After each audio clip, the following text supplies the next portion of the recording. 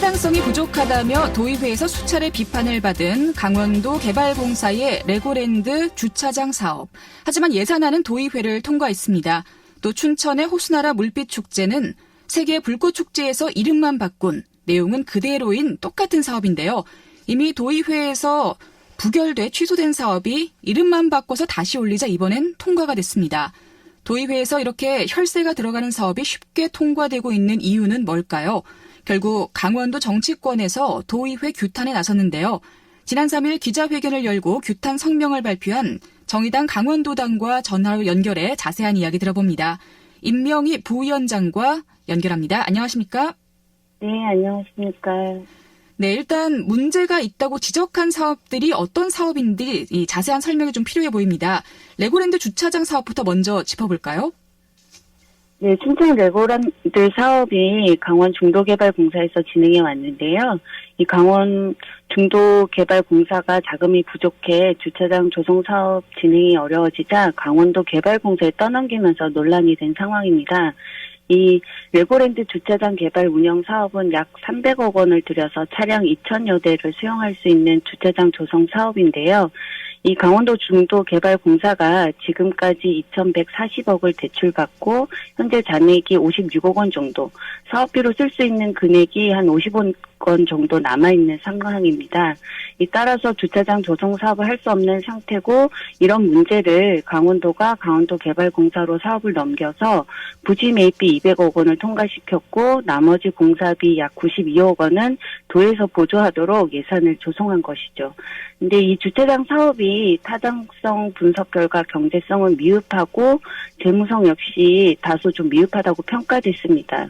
특히 경제성은 순현재 가치나 내부 수익률 등 세부 항목 모두 타당성에서 수익성이 미확보됐다고 진단됐고 심지어 사업비 100억을 회수하는데 20년이 소요된다는 결과가 나왔습니다. 이런 상황에서 현재 알펜시아로 8천억 원대의 부채를 떠안고 있는 강원도 개발공사가 진행하는 것이 맞는 것이냐에 대한 문제가 제기된 것이고요. 이 수익성을 담보할 수 없는 사업을 맡게 돼서 실패를 하게 되면 그 부담은 고스란히 도민들에게 전가될 수밖에 없습니다. 이런 우려와 걱정이 상당히 높은 상황이라고 볼 수 있습니다. 네, 사업비를 회수하는데도 20년이나 걸린다. 굉장히 긴 시간인 것 같습니다. 그러니까 강원도 개발공사에서 이 많은 돈을 투자하기에 타당성이 부족한 사업이라는 건데도 도의회에서도 여러 차례 비판을 했었잖아요. 그런데도 이 사업의 예산이 이제 통과가 된 거네요? 네, 지난 11월 21일 강원도 기획행정위원회 회의에서 비공개로 의원들 간 의견을 조율한 이후에 일부 의원들의 반대가 있었다는 단서를 달아 안건을 통과시켰습니다. 21일 심사 안건이 통과되고 예비 심사가 27일 강원도 기획조정실에서 진행되었는데요. 이제 여기에서 문제가 예산안 내용입니다. 당초 예산안을 살펴보면 강원도 개발공사 보유 강원랜드 주식 매입 비용 200억 원이 포함되어 있는데요. 이 매입 비용 200억 원을 레고랜드 주차장 부지를 매입하는 데 쓰인다는 것입니다. 여기서 문제가 지방재정법 제18조에 의하면 자치단체장이 예산안 편성 전에 출자 출연기간 동의안에 대해 지방의회 의결을 받으라고 되어 있는데요. 이 강원도 추가 경정 예산안과 내년도 강원도 예산안을 심사할 강원도의회 예산결산특별위원회가 오는 12월 3일부터 시작되었습니다. 그러니까 출자 출연 기간인 강원랜드 주식 매입 비용에 대해 예산이 본회의에서 통과되고 상임위에서 심사되어서 통과되어야 하는 것인데 이 과정이 반대로 되어버린 것이죠. 그래서 동의안이 통과된 후 예산안 심사를 받아야 하는데 동의안이 부결되면 예산을 쓰지 못하기 때문에 상임위 결정을 미리 내려서 본회의 통과가 될 수 있도록 압박하기 위한 꼼수가 아닌가 의심하지 않을 수밖에 없는 상황입니다. 네, 절차상에 좀 문제가 있었네요. 그리고 춘천시의 호수나라 물빛축제에 대해서도 이야기를 들어보겠습니다. 이 축제에는 어떤 문제가 있나요? 예, 호수나라 물빛축제는 매년 10월 개최할 스페셜 이벤트 중 하나로 전체 사업비 15억 중 절반이 넘는 8억 원을 들여 해외 초청팀 멀티 불꽃쇼, 주최 측 피날레 멀티 불꽃쇼를 계획하고 있는데요. 이게 한 번밖에 하지 않는 행사에 너무 많은 예산이 편성되는 것이 아니냐에 대한 비판이 있고요. 또 메인 행사인 해외 초청팀 멀티 불꽃쇼는 올해 추진했던 춘천 세계 불꽃 대회 4개국 초청 경연대회와 별로 내용이나 형식면에서 크게 다르지 않습니다.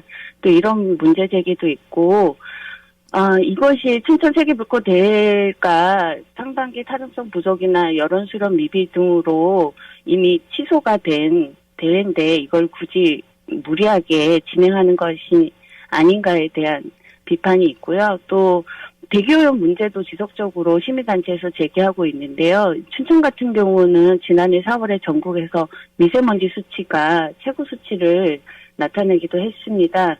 또 지난 2월 근화동 일대에서 열린 평창올림픽 1주년 기념 불꽃쇼 행사 직후에 춘천의 대기오염이 평일에 무려 7배에 달했는데요.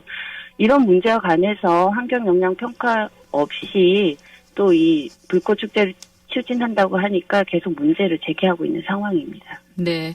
역시나 이번에도 여러 가지 문제점이 있었는데 어쨌든 통과가 됐습니다. 이제 도의회 활동이 아직 좀 남아 있는데요. 어쩌면 내년도 강원도 예산을 다루는 가장 중요한 일이 남아 있잖아요. 앞으로 해야 할 일이 더 중요할 수도 있습니다. 어떻게 하면 좋을지 마지막으로 도의회에 바라는 점이 있다면 부탁드립니다. 예, 도민들을 대표해서 선출된 의회인 만큼 그 역할과 책임이 누구보다 막중하다고 생각합니다. 도민을 위한 행정이 어떤 방향으로 가야 할지 진지한 고민 없이 단지 정파적으로 판단해서 진행이 된다면 그 피해는 고스란히 도민의 몫이 될 수밖에 없는데요. 이미 예산은 집행된 이후에 사업이 실패하더라도 3선으로 임기를 마감하는 최무순 도지사에게 책임을 묻거나 책임질 수 있는 행정구조가 아닙니다. 따라서 100년을 내다보는 좀 행정으로 도의회에서 좀 더 큰 책임감을 갖고 본연의 의무와 역할에 좀 충실하기를 바랍니다. 네. 자, 오늘 심층 인터뷰 정의당 강원도당 임명희 부위원장과 함께 이야기 나눠봤습니다. 고맙습니다. 네, 감사합니다. 네, 예산을 잘 세워야 내년 한 해도 또 강원도가 잘 나아갈 수 있는 거겠죠. 국민의 혈세라는 표현을 우리가 하는데요. 그만큼 쉬운 돈이 아니라는 것 같습니다. 정당한 절차로 정당한 사업에 예산이 잘 배치될 수 있기를 다 함께 기원하겠습니다. 12월 5일 목요일 라디오 동서남북 오늘 순서는 여기서 마칩니다. 지금까지 기술 신종엽, 구성 정재익, 진행의 김서영이었습니다. 함께해 주신 여러분 고맙습니다. 저는 내일 이 시간에 다시 인사드릴게요.